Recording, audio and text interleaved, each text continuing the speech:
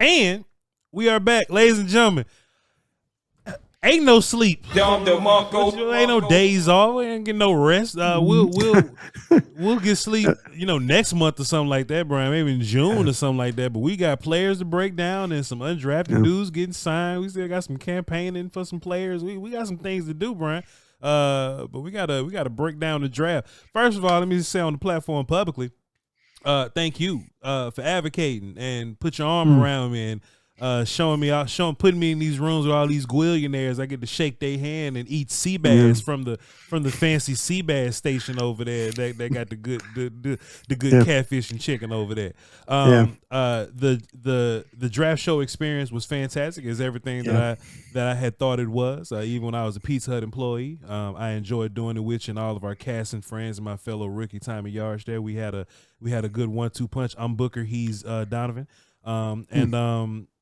Thank you, sir. I am grateful to be able to put that on my Letterman jacket, and I have a legacy tied to it now. Well, I'll tell you what, there's been a lot of outstanding folks that have come through and made that show and have grown that show to where it is today. And never thought that you weren't. I thought, they were always worried about, oh, geez, can you throw somebody on the big stage? How are they going to react? That was never an issue with you. We knew you were going to do the hard work. You knew you were going to put in the time. You were going to have an opinion about these players. You were going to show passion for what needed to be done. That show is about a lot of things I just talked about. The hard work. You got to know your stuff. You can get exposed on that show very easily if you don't do the work. And I could say the conversations I had with Derek Eagleton about you and the directions, and he was so supportive. He's like, yes, let's get Voch on. Yes, let's get him on. There's a, I said, okay, this is how it's going to roll. And he's like, oh no, we're good. Let's go. And he's, so I want to thank him for helping you get on. But like I say, you are a big part now of the draft show and going forward. The opinions. So there's going to be a time where I'm going to step aside on this thing, and hopefully not too soon. But there's going to be voices, to carry on and make sure that that it's done the right way. That when people listen, whether they're a Cowboy fan, a Buccaneer fan, a Raider fan, yesterday, Kyle and I were having this discussion about talking about the players, and I'm like, let's talk. If we're going to do these scouting reports, let's do scouting reports. If I'm going to spend an hour looking at a player and he got selected by the Tampa Bay Buccaneers, I want to give a report because this is what I saw. This is a good pick and you adapted so well to the spirit of the draft show and what it really means and how important it is for me. I go back with Ed Cahill, who's, with the Atlanta Falcons now. And Ed's like, man, what if we have a show about the draft? You think people, and I'm like, man, it sounds like a damn good idea to me. Him, Kent Garrison. I mean, these, there's folks that have spent a lot of time, and I'm so glad that you got to experience that because you talk about it in a fun way, like, well, when I was doing this and that, but until you actually get to do it, I can't really always explain it, but now that you've experienced it, man, you did a hell of a job. You really, really did. You made me proud for getting you involved with it and the effort that you put into it. It means the world to me, man. I can't wait to have $100 steak and $1,000 glass of wine, with some sides. You hear me? With some sides. Yeah, and Derek Eagleton will be happy to sign that bill. Jerry Jones says, take the crew out 3 days at work. So yeah, you'll look at that menu, and sometimes the prices will make you pause a little bit.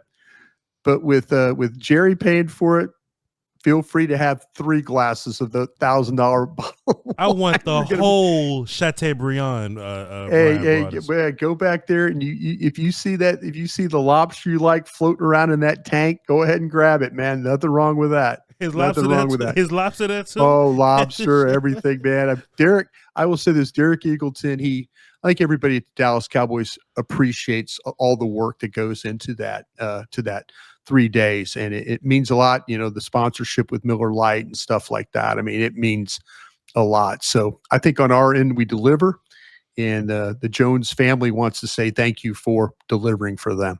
I just added up all the hours because they had to pay the boy for that. 19 hours we did, Bryan Broaddus. We did 19 hours these past 3 days. So congratulations, man. Hey, what just real quick, and I know, like I say, just kind of you and I got bigger and better things going in the future here too, and I'm looking forward to making an announcement here real soon. The thing, what did you think? What was it? Was it, and it's easy, it's kind of what did you think about it? Was it what you thought? Or really deep down inside, what did you enjoy about the show? And was there something maybe you didn't enjoy about covering the draft for 3 days? I'll tell you this, the rotation part of it's hard. Because you want to be, but we got quality people talking throughout the draft, quality sitting in those chairs. So you got to make that happen. And that side of me is kind of like, I don't want to leave, but man, like hell, Voch is in there, Tommy's in there. I mean, Zach's in there. Nick, it's good. Bobby, everybody's got a good opinion. So stepping back is tough, but it's in good hands when you guys are behind the mic. As different as we all are, I do think that we have the ability to mesh with whatever combination of guys that's out there. I thought it was just like any other draft show that I would do, but when you start talking, 4 people start looking at you in the eye. Like 4 people just start looking right at you. You know what I'm saying? It's intense in there, man. It really is. It's very intense. It's very intense. And if there's anything that I was missing with this crew, because I'm a fan, I've been here for all the iterations, right? Is I don't think we had enough fights. You know what I'm saying? I would try my best to start them. Yeah. Woolchuck is down. You down. Yeah. You know what I'm saying? Yeah. Me and Nick Harris had a conversation.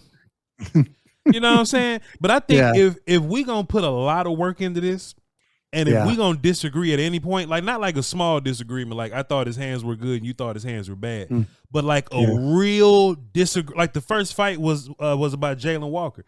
I don't think he's a linebacker at all. I think he's an edge. You think he's a linebacker? And I was trying to fight. I was trying to fight for the linebacker guy. Or Kyle will put him in the stack as a linebacker, and every time I run down my linebackers, I don't miss them. Hey, let's fight about that. Let's do it. We didn't quite get that. But that's what happens when you like we're a young crew still, so to speak. It's like Zach's second year, Nick's second year, me and Thomas's rookie Tommy's rookie campaign. Yeah. I'm starting some shit next year, Bryan Broaddus. So okay. Hope y'all get ready for that. But I enjoyed it to pieces, man. I enjoyed it to pieces. Yeah. And we do it here, and maybe this is just be a thing that we do for our show. But I feel like when me and you come on and we have 10 guys a week to look at. Yeah. Yeah. We cover a lot of ground because we talk about all those guys. We don't just shortly mention them in a small segment. You know what I'm saying? What I would like to bring to the draft show, if we ever do it again, I want us to be a little more thorough. Like I only like if I just look at my let me just look at my board real fast. I don't think we've talked about like on the draft show. I don't think we talked about like Josh Connerly a whole bunch. You know what I'm saying? Yeah. I don't think we talked about Jalen Royals a whole bunch. We talked about Trey Harris a lot. Yeah. You know what I'm saying? We talked about Ted McMillan a whole bunch. I don't think we've mentioned Mello Dotson until we got to draft or Kobe Bryant until we got to draft. But on this show, when you take a PFF top 200 and just go down it 10 players a week, you talk about all these guys. Yeah, see, this is why I enjoy being on the same platform with you, not only for your listeners and your followers, your very loyal listeners and followers. I enjoy it because we do have this discussion that it is a little bit. And that's where I was kind of like, man, if I'm going to spend an hour working on this player, I want to talk about this player. He didn't get picked by the Cowboys. All right, sorry, but he got picked by somebody. And we need to talk about him. And that's what I really enjoyed working with you every night and still do, that coming on and like we do talk about the players. We do talk, there's some people that are like, I don't care about a 5th round tackle. You know what? that 5th round tackle is going to start for somebody. Yeah. You know, and all of a sudden it's like, and someone's going to remind us on Twitter X, they're going to say, I remember a show when you and Voch were talking about this guy. You know, there's people say, hey, where did you talk about Broughton, the defensive tackle from Texas? We talked about him. There's a show so people, I don't think people could say, well, wait a minute, you didn't talk. No, we specifically talked about, I think, all these guys, which I think that's why I love doing this show with you, because not only when we talk, like, you know, as we continue to grow the show and stuff together, but we talk about other, you know, things with the team, but we talk about the players. Yeah. That's what I love about it. That's what I really, really love about it. You were just mentioning you never know when this pick will go somewhere. Our tackle from Washington State, Poll, he just signed to the Chiefs undrafted. Yeah. So if they develop his good foot ass and you pair that with Josh Simmons, like, they got some tackles, and then now we can look at that and be like, oh, I remember talking about Esapole. I don't think we talked about Esapole just on the show. You know what I'm saying? So Never did. I would like for us to like hit. Like to hit them names, you know. There's a lot of film I watched. There was a time when I you know, not working with DallasCowboys.com and not being able to host. I mean, I enjoy Kyle hosting. There was a time when I hosted, though, that you saw some times during the draft where I kind of took over a little bit and started like, no, wait a minute, why? This, you know, that. I'm always curious what other people think about these players. Sure. I'm just not interested in moving on to the next guy.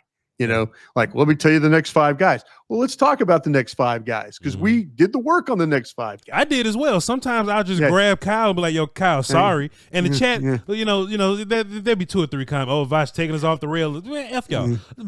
People love this. I say Kyle, real fast. Yeah. What about this guy? What y'all think about XYZ? You know what I'm saying? Oh, no, I agree. And I thought you did a really nice job with the questions, too, that you were asking the coaches and the scouts and stuff like that. That's never an easy thing to do, but I thought you handled that very, very well. I asked Coach Whitecotton the best question, and it ended up making sense. I say, Coach Whitecotton, I said, man, there's a lot of tackles left in this draft, and we're probably looking for some. I say, do you like your nose is 310 or 330? Yeah, it's a great question. Brian, we walked away with 2 defensive tackles, 1 310. Yeah. And I think Jay Tuale, he's like 240 or 235, 240 or something. 242, yeah. 242. So asking him that, he said, hey, look, I like all of them. We got both. Yeah. We got both, Brian Broaddus. No question. No question. Yeah. But thank you, sir. Let's do this, man. Let's break it down. Yeah. Sure. We got 9 picks. Y'all gonna have to give us some grace on the undrafted characters. Give us time. It's a long time between now and OTAs and camp and stuff. So we're gonna take our time with these undrafted guys. But let's start with Tyler Booker, Brian. And we've talked about all these guys from draft context, but we could talk about them in a Cowboy way now. And Brian, this is something that I was thrilled to have. I've been wanting to get powerful in the middle, and you know the conversation surrounding it are the Cowboys drafting too many offensive linemen? Like, we're drafting so many offensive linemen. And in my mind, if you hit on offensive linemen, you never have to do it again. Like, Tyler Booker probably gonna be here for a long time. Smith is gonna be here for a while. Terrence, you probably gonna have to figure right tackle out. You know, just flip guys out over years and years. But if these guys really hit, they'll be here. They're gonna be around. BB's going to be here. I think Tyler Booker is a smash of a play because you got a powerful center. Right. The powerful center last year was so important to me, Bryan Broaddus, because it's rare that you get centers that push guys around. In this draft, I don't think we saw one center that was really powerful that'll push guys. Even when we draft guys like Linderbaum, and we love Linderbaum, was still kind of small, and he wasn't the most powerful guy in the world. He was just a good leverage and wrestling guy, right? But now, Brian, you take Tyler Smith and you take BB and you take Booker, and even Terrence Steele, he was at his best when Zach was good. When Zach got hurt, you kind of saw Terrence fall a little bit. I got faith that whole right side are good run blockers now. Guyton got some room to grow, but if Guyton can develop and be just fine, I think you've developed this offensive line that's going to run block their ass off and even going to be strong enough to keep the front of the pocket clean for Dak, Bryan. Yeah, I think the thing that was really encouraging to me, Voch, when we got a chance to visit with Coach Adams, the OC, and we were asking him kind of offensive line questions, but scheme questions too, and it came down to like, well, and I think it was Zach. At Arizona, you had more outside zone and did inside stuff, but then you did pin and pull. And his answer was, we did what we had to do with the offensive linemen we had. It wasn't like he was trying to force, or he says, we're not trying to force. We're not trying to be a pin and pull team without pin and pull players. Yeah. Whatever. And he was talking about Connor, the running back, and the situation now, with a guy like, Alfred Blue, Jaden Blue, you're in a situation where you've got an explosive player there. You've got some explosiveness with your guys. And so I was like encouraged when he said, okay, we're not trying to force. We're going to play with the type of players. If we can pin and pull this thing, we're going to pin and pull it. If we're gonna zone block it, we'll zone block it. If we're gonna man block it, we'll man block it. I like that. It's like, okay, this is my scheme, and if it's not, if we don't do my scheme, well, then we're not. He didn't say that. He said, hey, what guys I have, we will work with that. And I think Booker is a great fit. I think Booker can do some pulling stuff. I think Booker can play in space. But I know one thing: when Booker plays one-on-one, he is going to get movement. Yeah. And when he combo blocks, dual block, whatever, he is going to get movement. And between him, Smith, and BB inside, there are going to be opportunities. And we've talked about this a bunch. This division has those big inside players, and you've got to be able to handle those guys. You've got to be able, if you want to be able to run the ball, even throwing the ball, you can't allow those guys to push you back into Dak's lap. So I was encouraged listening to the coaches talk yesterday, especially the offensive line coach and then the coordinator, about how they're adapting to their players, and then, how they're going to make that fit and how it makes everybody, better. It's not just like, okay, we got guys and we got to pin and pull this thing. If they don't work, damn it, I don't care. No, they're trying to adjust to the guys they have. And I think drafting BB, I think they drafted Booker. I think they drafted Booker straight off the stack. I think, people are like, well, there were better players on the board. Well, not to them. Yeah. Not to them. There weren't better players. It came down to, they were thinking about two different, they were thinking about a defensive lineman, and they were thinking about the guard. Yeah. Once that receiver went off the board, they're like, okay, what's our next situation we're into now? They knew there was a chance that, McMillan was going to be off the board, and they were ready to go. It wasn't, I know everybody wanted to draft a wide receiver, but their stack did not reflect a wide receiver to be taken there. Sure. Their stack reflected them to take the guard who has played in a ton of big games and is going to be the type of guy that you put him in there and let him play. Also too, Bryan, something else I thought about. It was a lot of players that, Cowboy fans would be talking about, and how you'll draft a player. Yeah. And it'll be some sort of competition with a player that's on the team already or something like that. Mm-hmm. Bryan, I know it's a lot of people that love Brock Hoffman, and no disrespect, because he's done nothing but do his job. He's been fantastic as a step in, play a few games, swing, interior, emergency guy. I don't think Brock stands a chance in this thing. I think Tyler Booker comes in right day one. I think that's his job.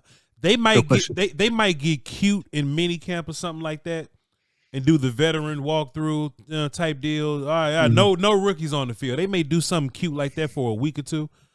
I think it'll be a complete. You remember last year, Bryan? That whole we're gonna put we're gonna put Guyton and BB on field 3 where they get more reps. I think that's bullshit if they try this with Booker. I think Booker's totally different than Guyton and BB. If you put those three in a lineup, Booker's a better prospect than all three of those guys, than those two guys.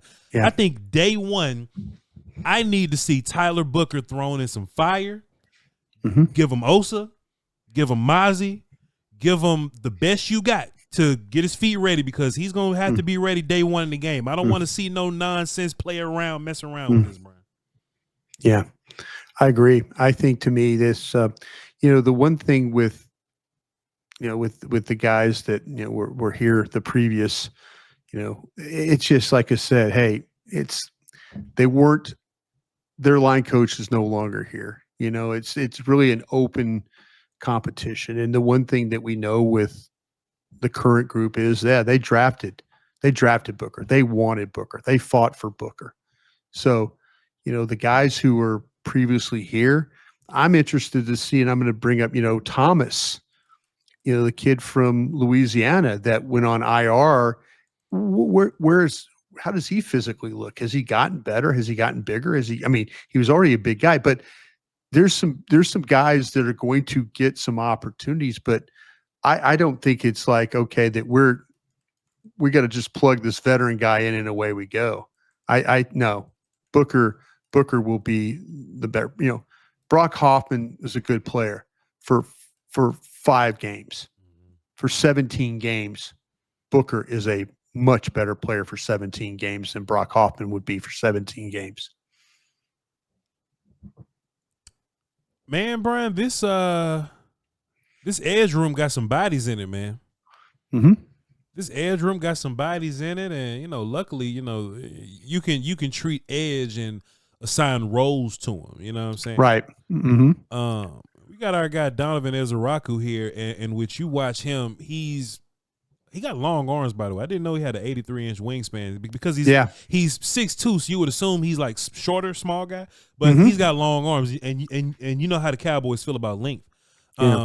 But as a nuanced pass rusher, Bryan Broaddus, I went back and watched some more film on him. He's a guy that got all the pass rush moves in his tool belt right now. I think he's another. I think he's another high floor, ready to be a part of your NASCAR package type guy.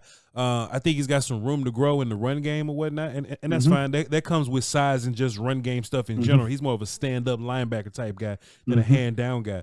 But Brian, in context of him being a Cowboy, I would imagine that the run game sets are going to be a combination of like Marshawn Nealon or like Peyton Turner's going to be some of those guys. Mike is not going to come off the field. Sam Williams is a little older, so maybe he'll do more run game stuff.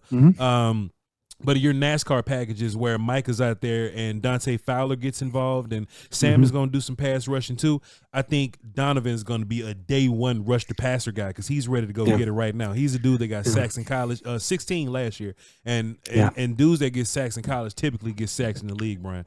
Donovan Ezeraku, easy.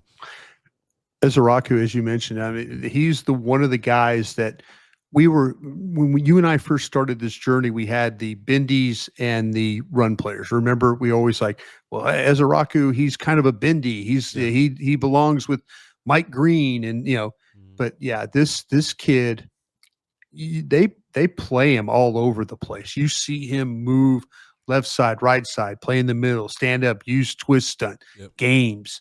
But he is the one guy of the bendies that when you watch him come off the ball with that first step, he is already low to the ground, and he's driving underneath those tackles. Those tackles are having a hard time because he's so quick, and his ability to take whatever side he's rushing from and take that shoulder and keep it down, but get around the corner.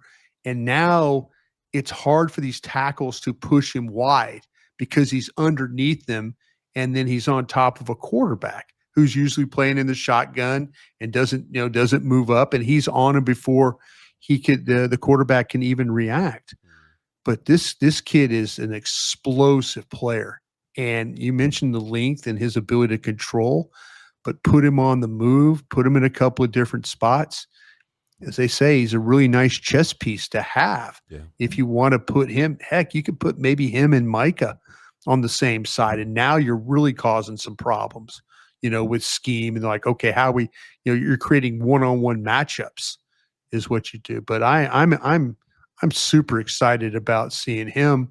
Matter of fact, the way that my stack fell, the Cowboys, it started going like, backwards. say you had, going backwards. You had Booker at 37, there's a Raku at 25, and then, the corner. It was funny how, like, usually you're thinking, okay, you're taking the best one in this, but the way I had it, they were kind of had it flipped. But this kid's a hell of a player, and of these edges that we were studying, he is one of the better of the bendies that we got to see. I know that he's in that deep defensive end room, and I know you only got like so many game day slots or whatever, right?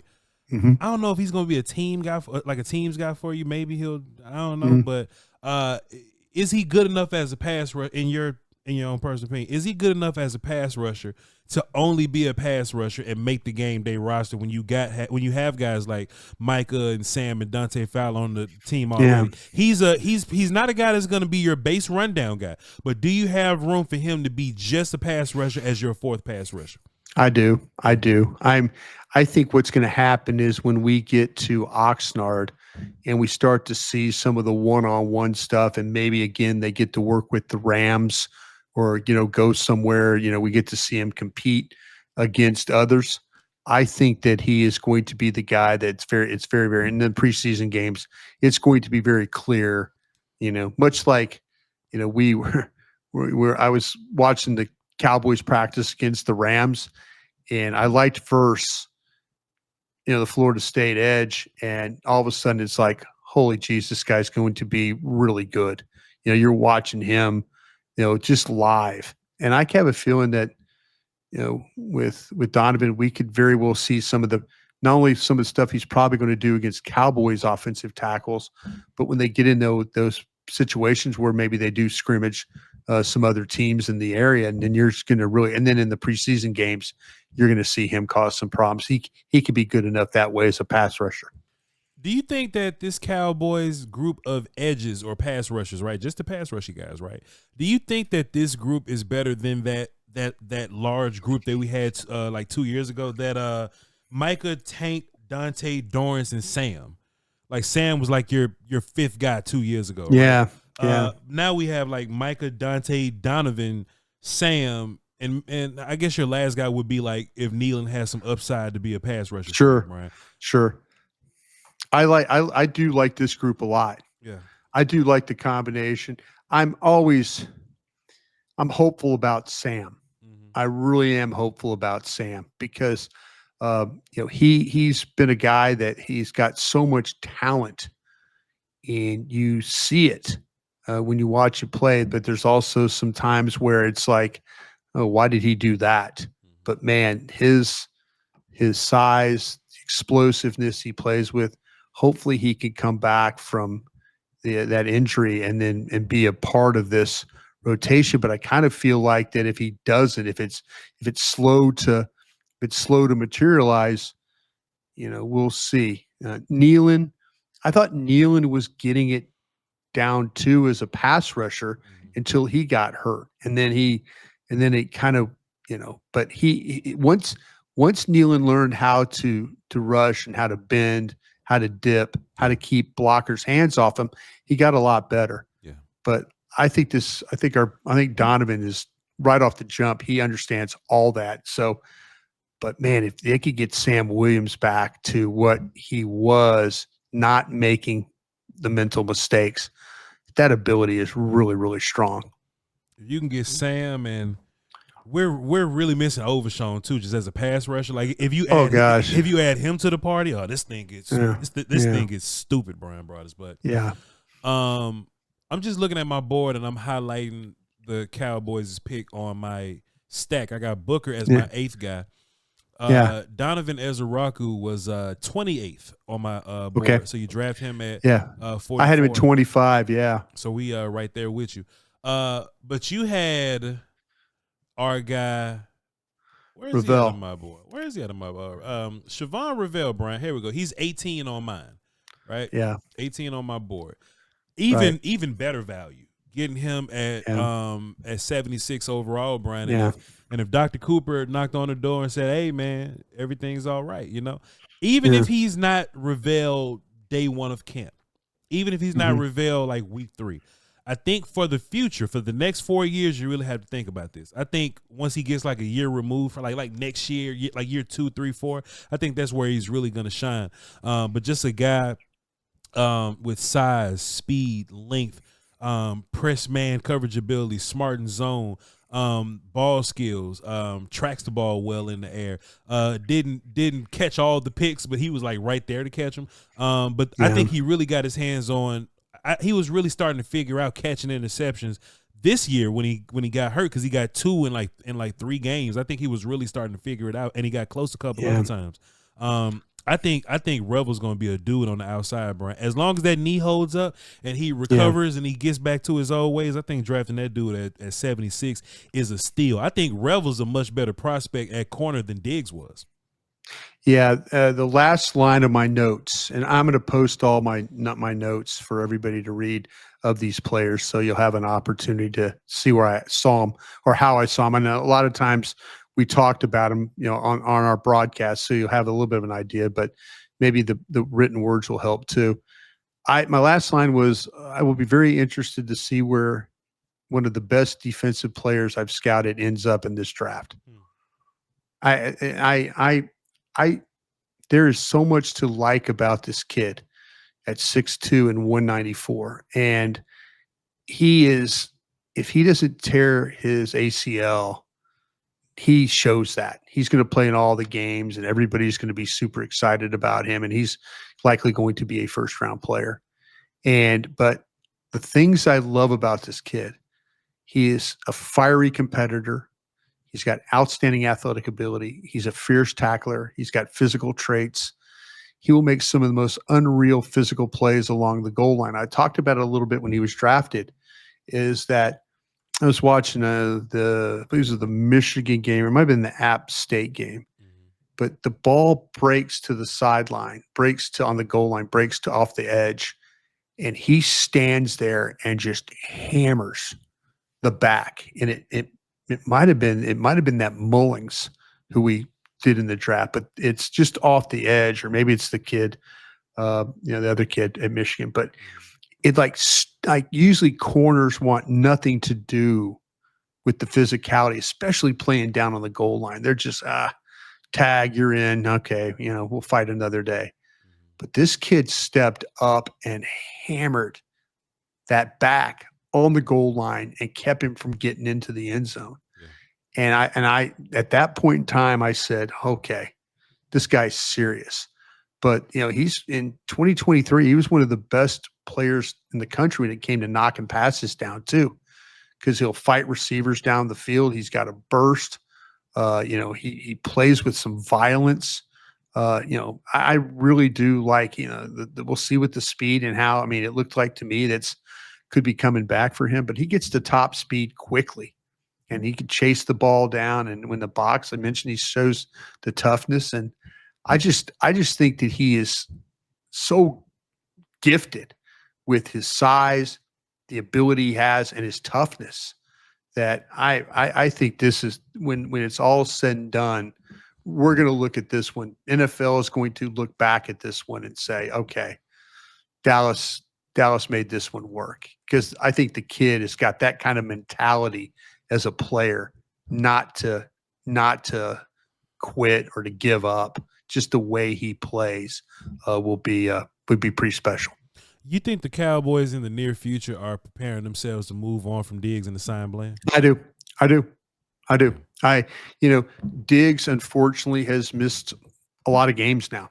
Yeah. And how healthy really is Diggs? Diggs was not serious about his rehab last year. It appears that he's more serious now. Yeah. So if he's not serious, then that's going to cause problems. He needs to be healthy, and drafted a kid like Ravel, it puts some fire on your ass. Yeah, you better. If this doesn't make him even more motivated to play, and look at Bland. Bland's trying to get paid too. Yeah.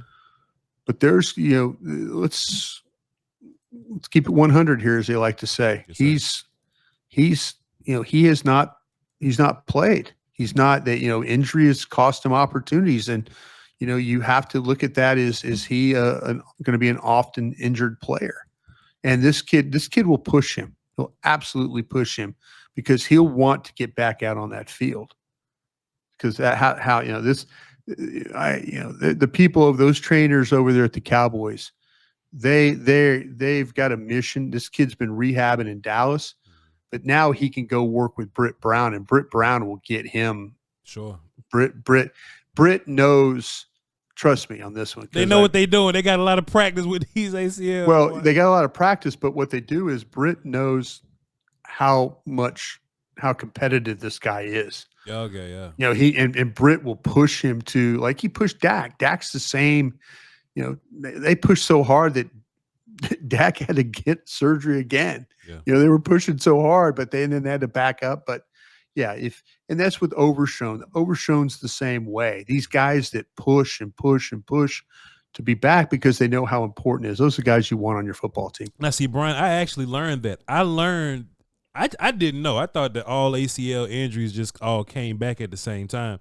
I didn't know that it was how hard you work to get back. Because when I saw Overshown come back and he didn't miss a step, and then you start to hear that he went crazy he went hard at it. That let me know. But then when people say, well, what about Gallup's injury? And then Gallup quits football. You know what I'm saying? Yeah. And maybe his heart wasn't all the way ended. And then we hear the rumors about Diggs. And Jerry came out and said it. In the last press conference, he said, "Hey man, Diggs probably didn't go as hard at it as he probably should have."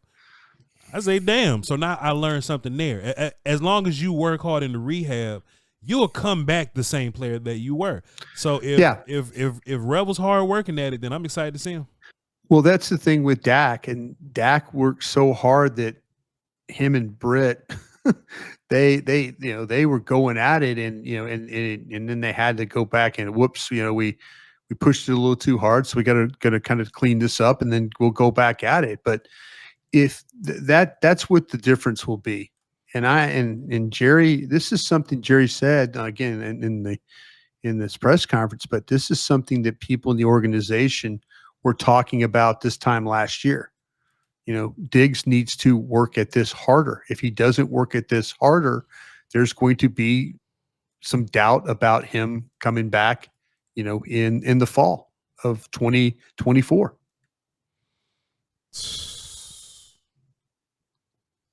Man, bro, we got a running back, don't we, Brian? How about that? Got us a little runner. How about that, man? I was really, and I thought this was a position they might double dip. I know during the time of the draft there, I was trying to get Allen from Syracuse. I wanted to pair him, Blue to me paired with somebody else, and maybe Blue paired with Williams, or we'll see about Sanders. Yeah, but maybe Blue paired with Williams will give you something. I was trying to hope that you could get a like a kind of a hammer, like an Allen or somebody like that. Krosky Merritt. Sure. I when he got drafted by the Commanders, Krosky Merritt, you just thought about me. I looked at you and I'm like, please don't let him be a really good player. And I know, and I'm sitting there thinking, God dang, Voch loves this guy, and Voch is fighting for this guy. And then it's like, well, they don't pick him, and then somebody's standing up there at the podium in the 7th round with the pick 227. They Washington Commanders take Krosky Merritt, and you're like going, no, it's tough, man. Not a division opponent. No, it's tough. No, he's a good player, but I really need to dig in to our Clemson back. Yeah. I need to dig into that one. That one I got to figure out. I did not have him in my 235 that I studied. Didn't have him. That's on me for that. But there were so many guys I did, and I felt like I did enough running backs. I think to be honest with you, Voch, I don't know about you. I looked at my board. I think I had 2 running backs left that didn't get drafted. Everybody else got drafted, but the 2 running backs on my board. Sanders and Monunga? It's actually it was Sanders and Yarns. Yarns didn't get drafted. Yeah. Yarns didn't get drafted, and so I was kind of like, okay, but those are that were the only 2 that I had. Mm-hmm. But I felt like I looked at enough backs. I felt like I looked at enough, and I had 2 left over on my board that I could have picked, but they did not get selected. So unfortunately, though, I did not take the opportunity to look at our Clemson runner. Yeah, it's all good. I didn't watch him either, but I know he's a power back. And when I watch him, have you gone back, or are you just trying to kind of clean up some stuff? I'm cleaning up all our guys in order. So I've rewatched Booker. I'm actually coming out with a video to debunk this movement nonsense that's been going on with him. No, Booker can move. Yeah, Booker can move. I just dropped a Donovan film session yesterday, and I just dropped Jaden Blue today. So Rebel's next, and when I get to Mafa or whatever, I'll get to him. Hey, look, we got a lot of time between now and June, Bryan Broaddus. This ain't the time to take a break necessarily. I know I'm not. I know I have to go back and look at Mafa for sure. I did not have that one done. Yeah. But Jaden Blue though, Bryan, I actually watched him, and I saw some complete back in him, Bryan. I like that. Yeah, I like that. I know he's 198, and they can work on that, but he is explosive. Yeah. He will take a play to the house. He's a ticking time bomb, Bryan Broaddus. He'll take a play to the house at any time. I just said in my last film session, if you think about how fast Tony Pollard or like Joe Randall were, and how just at any given play they'll take it to the house, Blue is faster than those guys. Yeah. Blue is faster than those guys, and he'll take it more randomly than them. And Blue was a guy that didn't even get all the snaps. And if you look at the game where he got the most work, where he was technically a full back, a starter, is Clemson, and he got 149 yards rushing and a couple of catches in that game. If you watch him versus Ohio State, then they featured him as a receiver, and he caught 2 touchdowns in that game. He's a route runner catching the ball, but I thought he was a decent blocker for his size. And you look at some of the other guys and how they blocked. I thought that they blocked terribly. He's not a devastating blocker, but he at least gets to the right guy, gets out of the quarterback's lap, and he lands a blow. But him running routes and catching the football, I think that's going to keep him on the field on third downs. I think it's going to be hard taking him off the field. I don't think it's going to be a situation where you take him off to do whatever. Like maybe these short yardages you'll put Williams in there or like Mafia in there, or maybe like to give him a break and wear guys down towards the end of the game, like to finish the game. But I think Blue is going to get most of the snaps, and I think he'll be cool. Yeah, man, I think you got the guy nailed. I mean, he can finish. The speed is legit. He can turn the corner quickly. He plays well in the open field. He can bounce runs with the best of them. I thought second level you see acceleration. You see defenders miss with quick cuts, agility. I think he is better at making guys miss than, say, breaking arm tackles. Sure. He's completely at home as a pass catcher. I mean, he's natural hands, the clean routes. He's a threat in space.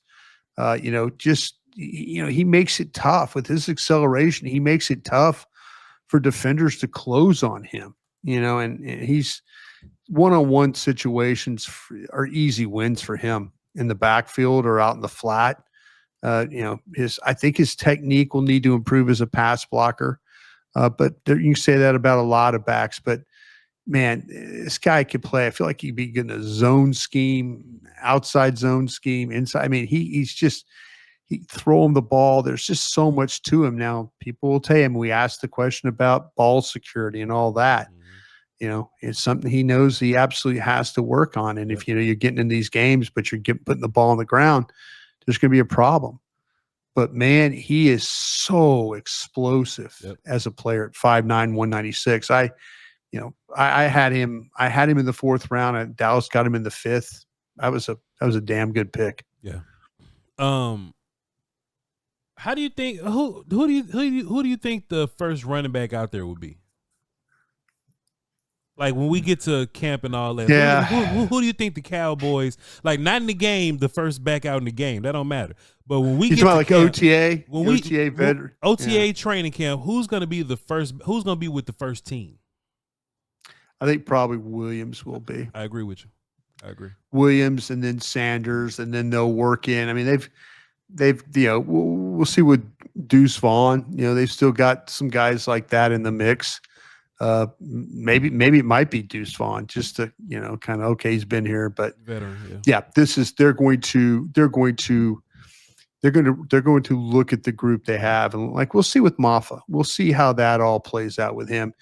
Could this be a situation where really Williams as a catcher blocker really good, Blue explosive, and then who would be the third? Would in fact Hunter Lipke. I mean, we've kind of talked about, could Hunter Lipke be the guy that kind of, do you want to go a little short on numbers, or do you want to make, they've got some guys that can absolutely catch the football again. I don't know about Maffa's ability. I could say the things that I saw yesterday appeared to be not a great explosiveness, more power than long speed. It looked like he got fetched a couple of different times. And I'm sure when I watch the Clemson games, there'll be some things where he looks powerful, but can he make people miss, and can he make big runs? I have a little questions about that. Mike McCarthy called the plays. Mm-hmm. Schottenheimer was the coordinator. Mm-hmm. You think we're gonna see more Turpin involved as a running back? Seemed like every time they handed him the ball, it was an 8-yard gain, right? He did well. And and look, I think just in terms of like play design and play calling, I think it was Schottenheimer. I just don't think Mike did it. I don't think Mike called it a bunch. I think those carries are Blue's carries. Yeah. I think Blue is that guy now. Blue is the Turpin. I give Turpin credit. And that guy, when he sees it, he goes and he can make people miss, and he's got some toughness, but a little bit bigger guy. Blue, same 5'8", 5'9", 196, but the guy runs with some power now too. Sure does. I mean, he's just not going to break a lot of arm tackles. Yeah. And neither was Turpin. But the next thing you know, the ball is 6 yards up the field. It seemed like every time that they handed Turpin the ball, there was when he was in the backfield, whether it was toss it to him or hand it to him, he was finding a way to make it a positive run. Yeah. I'm excited to have him, Bryan Broaddus. Yeah, me too. Can't wait. Blue, you're talking about Blue, right? I'm talking about Blue. Yeah. Blue. Oh yeah, watch how they use him in the passing game. I think he's gonna be. I think that's his biggest asset. So, not just screens, like wheels and Texas routes that break out, break in, throw it to him right there. Yeah, the screens and stuff are going to be good because he kind of has a feel for how to wait, then go. Yeah. But down the field, you can throw this guy the ball. Yeah. Like it was the Ohio State game, Bryan Broaddus. Like he literally, like they got 2 touchdowns of him going out wide, one-on-one with like it was like Lathan Ransom. Just a matchup problem in space. Yeah. And just smokes him, Bryan. And honestly, Cowboy Nation was looking for receivers. I get it. I get it. Yeah. I think this team may look at wide receiver too, but I think a lot of those passes are going to be turned into handoffs, throws to the running back. Turpin's probably going to get involved a little bit more, and they're going to be like throws to Jake Ferguson. That's what I think is going to happen here. It's funny you say that. And we talked about it. Remember, and people who have been listening to us are like, yeah, you and Voch said it. They're going to tell us about Mingo, and they're going to tell us they love their guys, and and we just had a feeling. You and I had a feeling. You get this. You're gonna throw this ball to this guy on this. Yeah, there you go. Boom, boom. And there's no chance there. Did you see that little move? It's like, right. Watch this. Boop, boop. Little nod.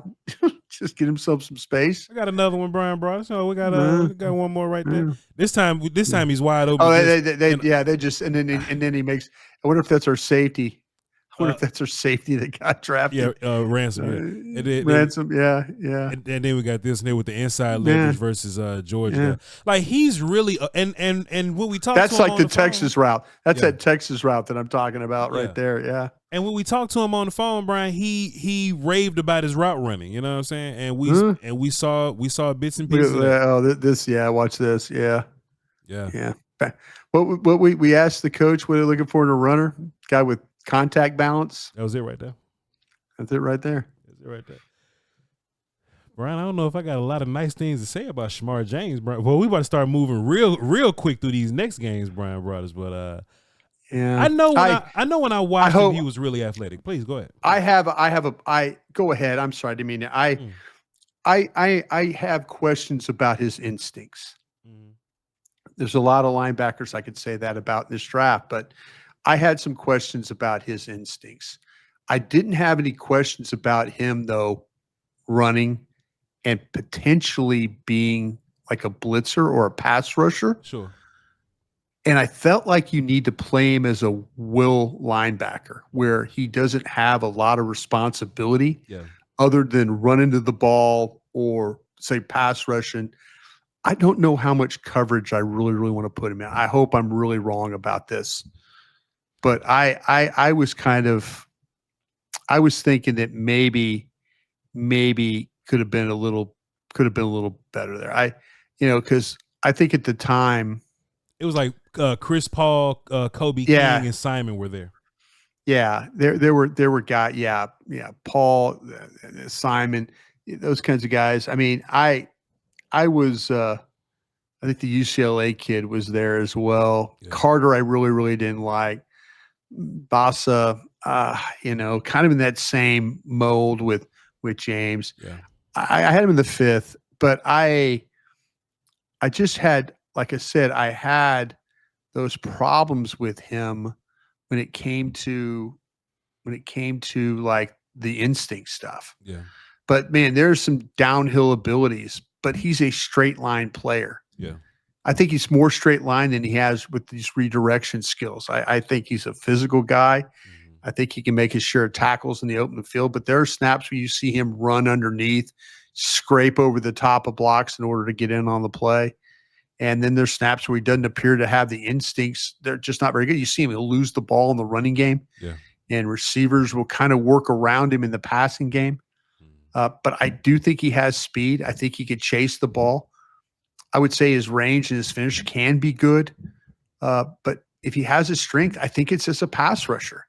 Because there is that at 6'1" and 222, he's got a little bit of I always use the word a slippery element to his game that allows him to get to the quarterback. But it's a straight line burst that kind of helps his game. And I said it, best fit would be as a will linebacker, which could free him up in order to get to the ball. I just don't see the instincts to help anywhere else than that. And maybe he develops those things, but it's going to be about his just kind of being a natural player and trying to learn along the way. I'm going to rewatch his film with those eyes. When you watch a player with no context, you want to see them do everything, Yeah. But now he's on the team. He's a 5th round selection, and the Cowboys are looking at him as a straight line blitzing, pass rushing will linebacker. I think they are. I think that's how I look at him as. Yeah. So next time I watch him, that's how I look at him. Play to his strengths. Yeah. Don't ask him to like, okay, we're going to put you in coverage and you got to carry and you got to turn and find a guy and a crosser and all that. No, just let him go be a football player. Yeah. That's how I would look at him. When I go back and watch him, I'm going to watch him with those eyes, like with that context in mind. Yeah. The next player that we have, though, Brian, let me look on my board real quick. Johnny Cornelius was the guy that we talked about, Bryan Broaddus. We talked about. Yeah, we sure did. We did a show with him. Absolutely, he was massive size. He was the right tackle at Oregon. He was. Josh was the other one. Arm length is another recurring theme here, Brian. When we watch a film, you see some arm length. You might as well put some cowboy on it because they looking for those guys. They do. I don't think his feet were fantastic, but I said that they were decent. I think they were cool. Yeah. Modest is the word I used for foot speed. Yep. Modest. I did think he was a mover in the run game. I didn't think he was a mauler like he said he was, but sometimes when you're heavy and you can lean, bodies move a little bit. But he's a heavier guy, so I can see him thinking that you can get movement there.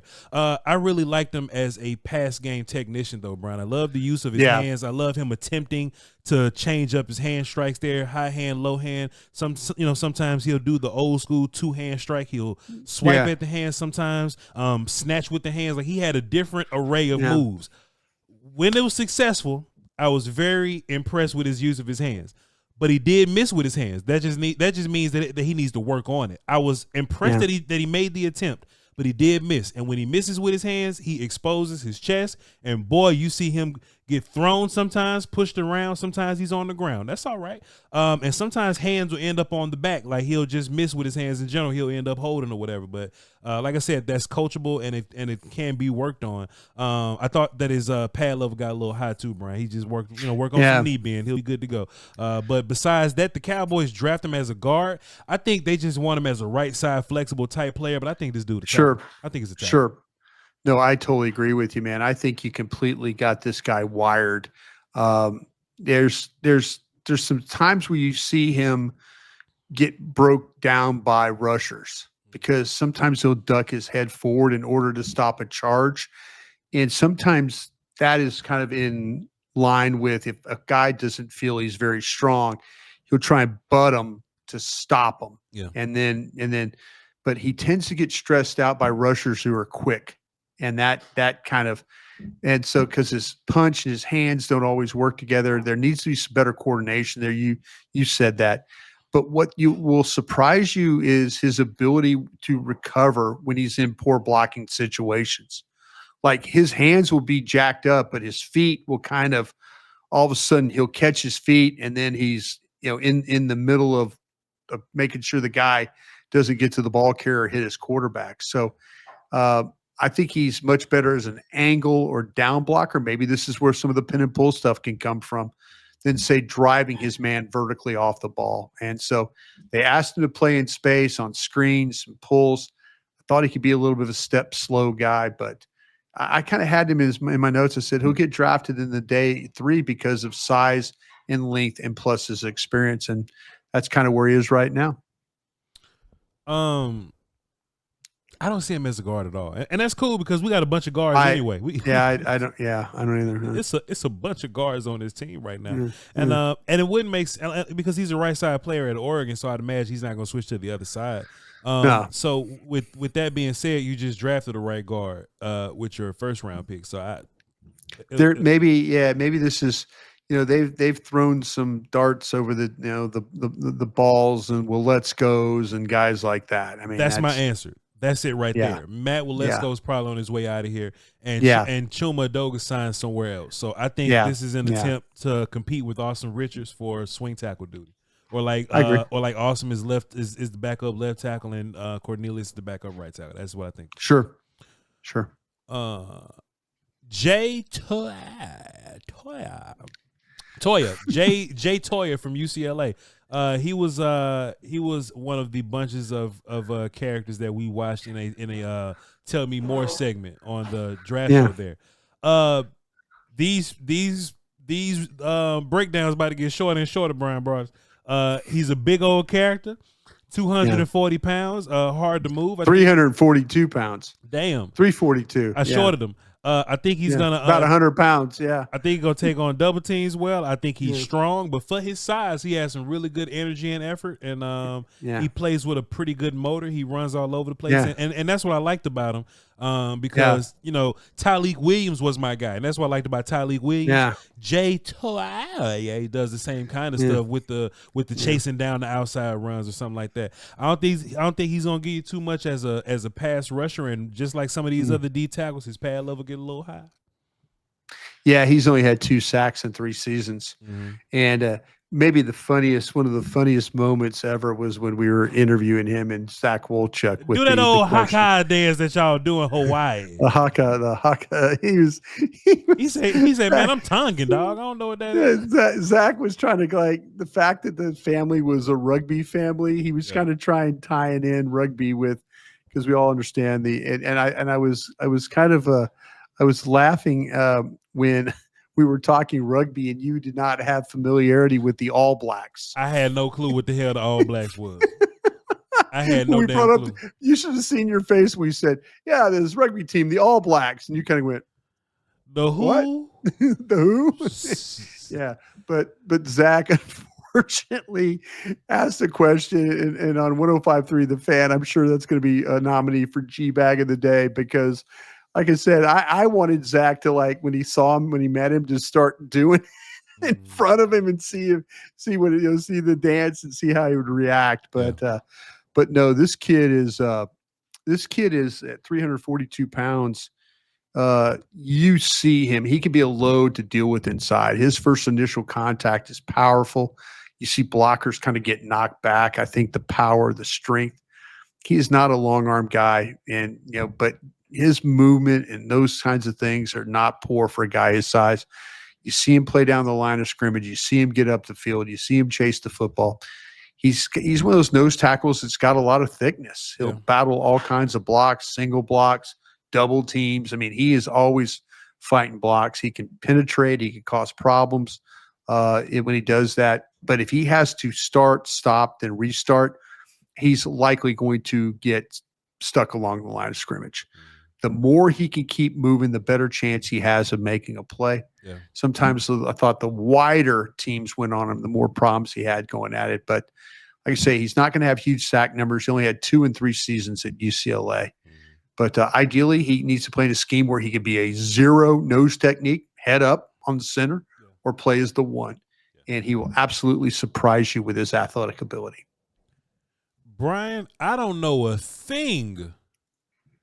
We already talked about Mafia. We'll get to him later, but I don't know a thing about Tommy King Basote. Yeah, I'm in the same boat with that one too. He did not make my list on my board. So yeah, there's two gentlemen in the ACC I now have to kind of figure out there.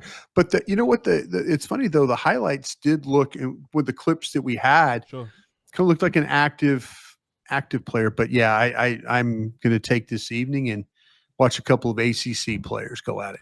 When are you going to get involved with the undrafted characters, just so I can make sure that I'm on task?